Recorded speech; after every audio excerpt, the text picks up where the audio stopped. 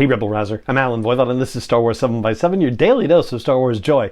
And thank you so much for joining me for it. So we'll do this in our typical 7 takeaway breakdown style, talking about the Bandits of Golak. We'll start with, as we have been doing, with an idea about where it could take place in the canon timeline if this had actually happened or was inspired by real events. Of course, this is legendary at best, but because of the fact that we have stormtroopers, that our heroes are on the run from the Empire, and we have an Inquisitor showing up in this, then we have to say that this would be taking place during those dark times starting in 19 BBY.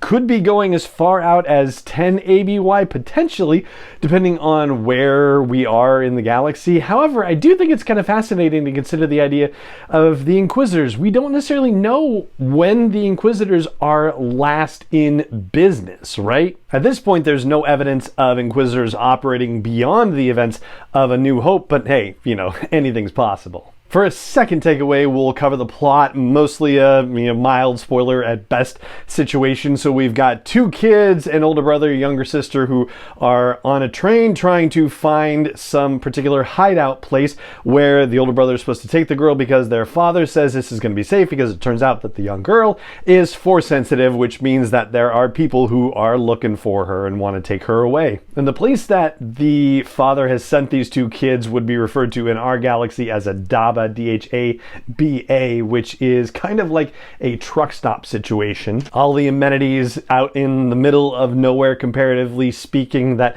you might be looking for. And Daba actually also refers to a kind of cuisine in India as well that focuses on food that can keep for long periods of time, and ways of cooking that will allow the food to stay fresh for long periods of time. So yeah, there's a little bit of the briefing on that. For a third takeaway, this is now the 3rd episode in this season of Star Wars Visions that features a character who is younger than another character and related in some fashion, who wants to do more in taking on the Empire and is being told not to, but then gets involved anyway, right? In the Stars, we had the younger sister who wanted to fight the Empire that set up the factory on their planet, and the older sister was telling her to no. In the Spy Dancer, we had the dancer and her not quite daughter, but someone who was like a daughter to her, Hattis, who wanted to fight the Empire, and the Spy Dancer was telling her, no, you're not old enough, you're not ready. Although in this case, Ronnie is more like the younger sister in the Stars, in that she causes trouble when she's not supposed to. And it's so bizarre because I've been watching Succession and they just told a story about a young child, Logan Roy, who was on a boat that had been left adrift and was told by their adults on the boat that if they moved, if they caused any noise whatsoever, that Nazi U-boats would find them and sink them, and so they were utterly silent and motionless for days. Yeah, it's totally different from the kids that we're seeing in these Star Wars Vision shorts. And of course, utterly unrelated as well. For a fourth takeaway, I want to mention the fact that we have also another dynamic train sequence. So it seems like we're getting a little bit more in the way of train sequences in Star Wars storytelling for action-related purposes. I think most recently we had one in the Book of Boba Fett, and then prior to that we had a great train sequence in Solo: A Star Wars Story. And with the animation style, Quizmaster Joe, who has not been on the show for a while, but those of you who are longtime listeners of the show will remember Quizmaster Joe, pointed out that the animation style is very Clone Wars-like, and there was a great Clone Wars episode that featured a young Boba Fett and also Asajj Ventress that took place on a train as well. And this one actually kind of compares to Solo: A Star Wars Story in terms of its complexity, with the number of groups of people, the number of interests that we're watching be involved in this whole situation. Although the train raiders slash robbers slash rebels, whoever they are, doesn't really amount to much, in the sense that they come out to go after the train, and yes, there are members of the Empire on speeder bikes and there are exchanges between them, but yeah, nothing really comes of that particular situation. It's just a bit of extra drama that happens in the midst of the sequence. For a fifth takeaway, I'll flag the fact that not only do we get a great train action sequence, we also get a great lightsaber battle sequence as well. And building off the idea of this being sort of Clone Wars-like animation, which then and, you know, goes on to Bad Batchy kind of animation in a way. This makes you wonder what would have happened if they had been making the Clone Wars in 2023, what the lightsaber action would have looked like. I mean, imagine what we saw in the revival of the Clone Wars in season 7, bring that ahead a couple of years and have the entire Clone Wars of that. Like, that battle between the Inquisitor and Rugal is just amazing. Although, and this is a nitpicky thing,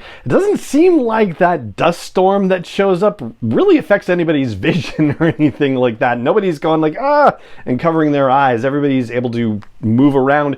I think it's just kind of limiting visibility basically, but it's not interfering with anybody's vision. Nobody seems to be having trouble actually using their eyes. And for a sixth takeaway, we have something that's almost reminiscent of the path, not the path of the open hand in the High Republic, but the path from the Obi-Wan Kenobi series, where this turns out that this particular location is helping to make Jedi and Force-sensitive people disappear, although in this case it seems like there are more Force-sensitive people who are actually living on Golak. It's almost like a secret covert like the Mandalorians in a sense. That's sort of how it's pitched to us. But I think this is the first time that we've been presented with, at least since the rebooting of the canon in 2014, with the idea of a path, a way for people to disappear, but that's specific to Force-sensitive people. And for a seventh takeaway, our fun fact one, they don't translate the Arabesh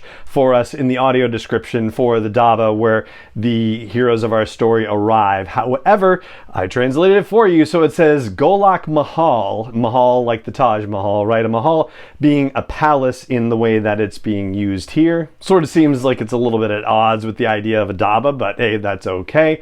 You know, just mix it up and mash it up and make it cool because it's Star Wars. Why not? Star Wars is all about mixing and mashing and remixing and whatnot. And if you really want to dig into this, Golak is a Punjabi word that means the sort of offering box where people put their donations in a Sikh worship hall. And there is also another word that's right on the wall that goes downward next to where it says Golak Mahal, and that translates to hookah, H-O-O-O-K-A, as it's spelled in there too. So there you go. That's what I've got for you for this episode, The Bandits of Golak. The bandits are the kids as they see themselves, but yeah, they're a lot more than that as it turns out, and that is going to do it for this episode of the podcast. It just remains for me to say thank you so much for joining me for it as always, and may the Force be with you wherever in the world you may be. Star Wars 7x7 is not endorsed or sponsored yet by Lucasfilm Limited, Disney, or 20th Century Fox, and is intended for entertainment and information purposes only. Star Wars, the Star Wars logo, all names and pictures of Star Wars characters, vehicles, and any other Star Wars related items are registered trademarks and/or copyrights of Lucasfilm Limited or their respective trademark and copyright holders. May the Force be with them. All original content is copyright 2021 by Star Wars 7x7. We hope you love it.